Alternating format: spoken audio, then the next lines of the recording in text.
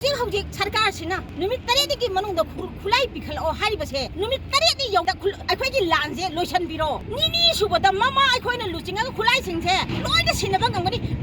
मदु सिनबा मतम ममा अखोइ इसासे याउरगा सिनजगनी मसि अखोइगा अमत्ता गारबो पोफमनी ngamnaba tawbiyu ngamnaba tawjage मणिपुरदगी पीआर अथुबदा सरकार अथुबदा सरकार वो साइड अनिमकी यंद्र साइड अमतंग खुलाई पिखलो हाइबदो मणिपुरगी प्रजा अमोइना इसासिंगी ममा अमोइना गक समसे तकलाबा भौगन मदुइ वफमदुबदी सुक्या यारोय पिखत फमजु थोकते करी सिंगे थवाइबु योलगा मिगी मसादा कल्लगा आइगी इसादा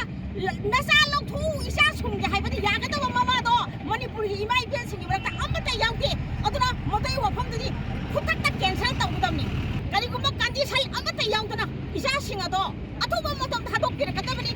इसासिंग असिदा खुन ngakta तादी सरकार न ngakपिदौ खुन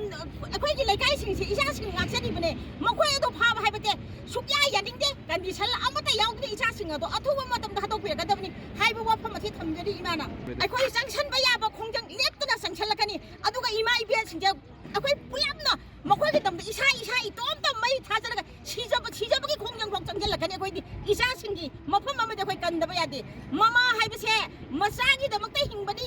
मसा लेतबा ममा दो कैदौना दोइनो इसागी तबो हिंगिने अखोइसे यासिन फाबा कुन्ना पैसा सिन फाबा कुन्ना पैसा सिन